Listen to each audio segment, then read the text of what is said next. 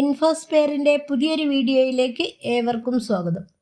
നമ്മുടെ സംസ്ഥാനത്തെ ലക്ഷക്കണക്കിന് വരുന്ന വീട്ടമ്മമാർക്ക് സാമ്പത്തിക സുരക്ഷ ഉറപ്പാക്കുക എന്ന ലക്ഷ്യത്തോടെ സംസ്ഥാന സർക്കാർ ആവിഷ്കരിച്ച സ്ത്രീ സുരക്ഷാ പെൻഷൻ പദ്ധതി നിർണായകമായ പുതിയ ഘട്ടത്തിലേക്ക് കടക്കുകയാണ്.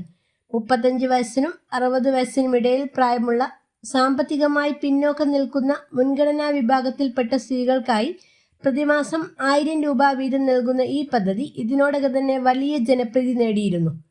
ഫെബ്രുവരി മാർച്ച് മാസങ്ങളിലെ തുക കൃത്യമായി വിതരണം ചെയ്തിരുന്നുവെങ്കിലും തിരഞ്ഞെടുപ്പ് പെരുമാറ്റച്ചട്ടവും അതോടനുബന്ധിച്ചുള്ള സാങ്കേതിക നടപടിക്രമങ്ങളും കാരണം ഏപ്രിൽ മാസത്തിലെ ധനസഹായം താൽക്കാലികമായി നിർത്തിവെച്ചിരുന്നു. എന്നാൽ നിലവിൽ തുക കൈമാറുന്നതിനുള്ള എല്ലാ ഭരണപരമായിട്ടുള്ള തടസ്സങ്ങളും നീക്കിയിട്ടുണ്ടെന്നും അർഹരായിട്ടുള്ള ഗുണഭോക്താക്കളുടെ ബാങ്ക് അക്കൗണ്ടുകളിലേക്ക് എത്രയും പെട്ടെന്ന് തന്നെ തുക എത്തിച്ചേരുമെന്നും ഇപ്പോൾ ഉദ്യോഗസ്ഥർ ഔദ്യോഗികമായിട്ട് അറിയിച്ചിട്ടുണ്ട്. ഗുണഭോക്താക്കൾക്ക് ഇരട്ടി സന്തോഷം നൽകുന്ന വാർത്തയാണ് ഈ മാസം പുറത്തു വന്നിരിക്കുന്നത്. ഏപ്രിൽ മാസത്തെ കുടിശ്ശികയും അതോടൊപ്പം തന്നെ മെയ് മാസത്തെ പെൻഷൻ തുകയും ചേർത്ത് ഒന്നിച്ച് 2000 രൂപ ഈ മാസത്തിനുള്ളിൽ തന്നെ വിതരണം ചെയ്യും. ഈ ആഴ്ച അവസാനത്തോടെയോ അടുത്ത ആഴ്ചയോ തുക നമ്മുടെ അക്കൗണ്ടുകളിലേക്ക് തീർച്ചയായും ക്രെഡിറ്റ് ആവുന്നതാണ്.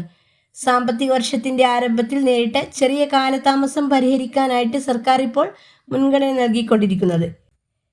ഇതോടെ സംസ്ഥാനത്തെ 18 ലക്ഷം വരുന്ന അമ്മമാരുടെ അക്കൗണ്ടുകളിലേക്ക് നേരിട്ട്, അതായത് ഡയറക്റ്റ് ബെനിഫിറ്റ് ട്രാൻസ്ഫർ സംവിധാനം വഴി തുക അക്കൗണ്ടിലേക്ക് എത്തിച്ചേരുന്നതാണ്.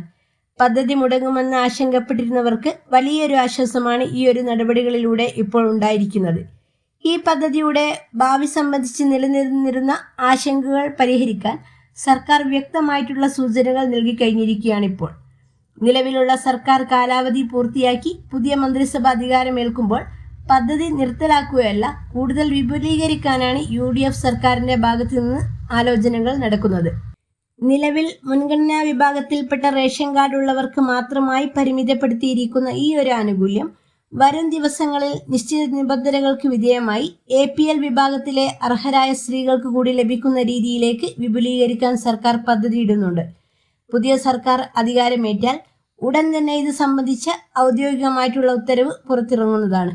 അർഹരായിട്ടുള്ളവർക്ക് മാത്രം ആനുകൂല്യം ലഭിക്കുന്നു എന്ന് ഉറപ്പുവരുത്തുന്നതിന് വേണ്ടി കർശനമായിട്ടുള്ള പരിശോധനകളും സോഷ്യൽ ഓഡിറ്റിംഗ് നടത്തി മറ്റ് സാമൂഹ്യ സുരക്ഷാ പെൻഷനുകൾ വാങ്ങുന്നവരെയോ സർക്കാർ അല്ലെങ്കിൽ പൊതുമേഖലാ സ്ഥാപനങ്ങളിൽ ജോലി ചെയ്യുന്നവരെയോ നിശ്ചിത പ്രായപരിധിയിൽ എത്താത്തവരെയോ ഒക്കെ പട്ടികയിൽ നിന്ന് ഒഴിവാക്കിയിട്ടുണ്ട്. ഗവൺമെന്റ് പ്രത്യേക ഓർഡറിലൂടെ മന്ത്രിസഭാ അംഗീകാരത്തോടെ നടപ്പാക്കുന്ന ഈ ഒരു പദ്ധതി തീർച്ചയായും വരും വർഷങ്ങളിലും കൂടുതൽ വിപുലമായി തന്നെ മുന്നോട്ട് കൊണ്ടുപോകാനാണ് തീരുമാനിച്ചിട്ടുള്ളത്. ഓരോ കുടുംബത്തിലെയും സ്ത്രീകളെ സാമ്പത്തികമായി ശാക്തീകരിക്കുക എന്ന ലക്ഷ്യത്തോടെ ആരംഭിച്ച ഈ പദ്ധതി മുടങ്ങില്ലെന്ന് അധികൃതർ ഉറപ്പു നൽകിയിട്ടുണ്ട്.